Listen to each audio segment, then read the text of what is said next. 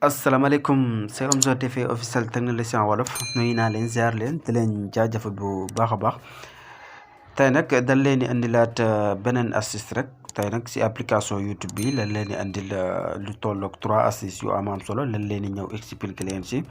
souvent suñ première astuce lu bëri daf leen di dal maanaam ngay seetaan benn vidéo si YouTube mais vidéo bi day xaw a fultu du leer noonu loolu tamit daan si ñëw expliquer leen naka nga koy régler ba booy seetaan te benn vidéo bu leerul rek boo ko defee noonu automatiquement di nga am qualité bi la gënal mu leer nañ souvent surtout si vidéo tuto yi comme ça suñ vidéo yi ñi def mi man mi keneen kii def suñ saari vidéo yi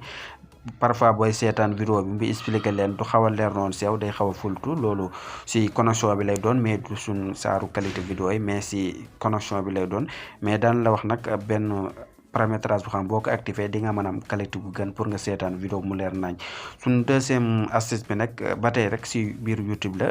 di nga def benn vidéo bu gudd nga koy seetaan naka ngay activer rapide bi maanaam ngay seetaan vidéo bu gudd nga activer rapide bi comme seetaan bi gën a gaaw nii quoi booy seetaan benn vidéo bu xamante ni si ne dafa gudd troisième astuce bi tamit encore moom maanaam naka ngay def ba boo parfois boo doon taal sa données mobile nii boo connecté wul fi di nga taal sa données mobile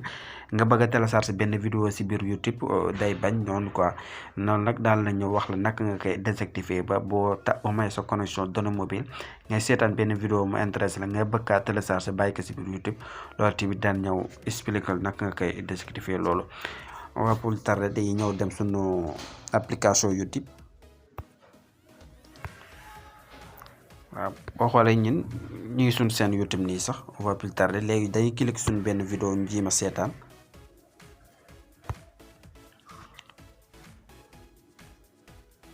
voilà cliquer nañ suñ benn vidéo nii di seetaan boo xoolee nii vidéo bi day mel lu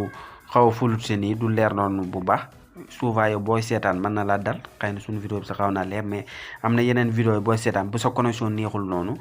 vidéo bi day xaw a fulutu noonu surtout muy vidéo tuto yi bu la expliquer dara day xaw a fulutu du leer noonu si yow bu baax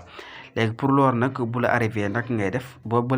cliquer vidéo bi ne ba mu ubbi ko ba mu commencé daw boo ko posé dina la indil icône yi nii si kaw dina la ko indil genre icône yi dina la ko si boobaa fii ngay ñëw da ngay ñëw si icône paramètre bi ngay cliquer si boo cliquer si icône paramètre bi sax bu dee indil fii si kaw soit dina la si defal ay 1120 wala tamit ay 360 moo nekk nii si qualité bi nga bës si kaw léegi boo xoolee automatique la ko indi nii si kaw mooy 360 bi boobu maanaam sa connexion neex dëgg mooy tax affaire bi leer nañ mais bu fekkante ne yow heure bu la arrivé rek da nga bëgg muy leer nañ si yow da nga koy indi fii si haute qualité bi suuf si deuxième bi nga koy wàccee automatiquement boo si wàccaate rek boo cliquer si vidéo bi da ngay remarquer ne dafay leer nañ ak lépp lu mu mën a expliquer si biir vidéo bi day leer nañ si biir quoi. waaye mii nii bu fekkante ne daf koy expliquer day leer nañ si biir vidéo bi nii quoi loolu moo nekkoon suñu première astuce ba tey rek duñ génnaat fii si vidéo bi mooy deuxième astuce bi tamit maanaam boo doon seetaan benn vidéo bu gudd wala dara nga bëgg kaa avancé bëgg a wax ji gaaw quoi ngay seetaan benn vidéo bu gudd nga bëgg xamante ne si ne seetaan bi day gaaw nga da nga koy activer mode rapide bi rek bu ko defee day daati gaaw quoi loolu tamit c'est facile boo cliquer vidéo bi nii ba mu ibbu xam def publicité bi jàll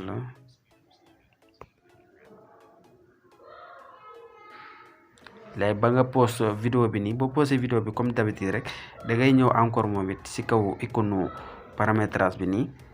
muy deuxième astuce boo cliquer si kaw icône paramétrage bi nii dina indi fii vitesse de lecture moo nekk nii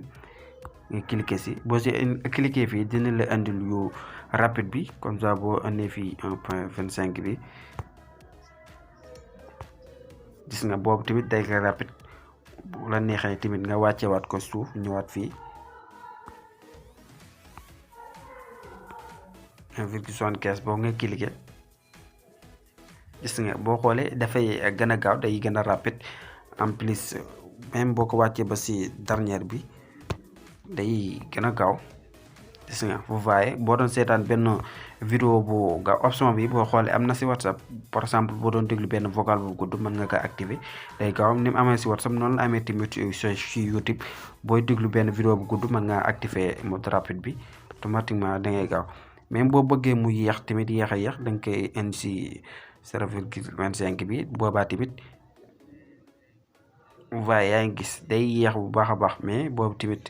voyez normal bu la neexati mën nga ko bàyyi si voie normal bi nii rek maanaam day wax comme ni vidéo bi waa ji ni mu ko waxee noonu la koy waxee comme voie normal bi. voilà suñ troisième astuce nag voyez ñu parti ñëw si ba tey moom it si YouTube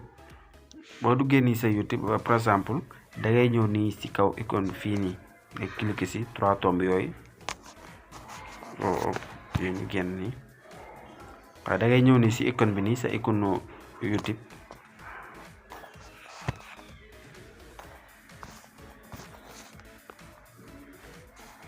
boo si cliquer noonu nga ñëw paramètre soo ñëwee paramètres da nga gis fii téléchargement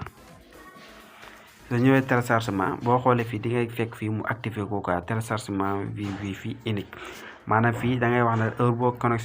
connecté si wifi rek ngay mën a télécharger vidéo yi xamante ne si ne mi ngi sa biir YouTube. vidéo yi nga am parfois am na vidéo yi xamante ne si ne da nga koy télécharger mu yem si biir YouTube mooy stockage yi mooy nekk nii boo ko télécharger si biir YouTube rek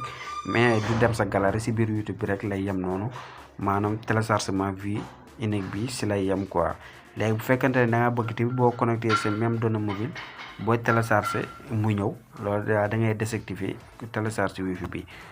boo ko désactiver heure boo taalee sa données mobile bu la neexee mën ngay télécharger ay vidéo si biir YouTube.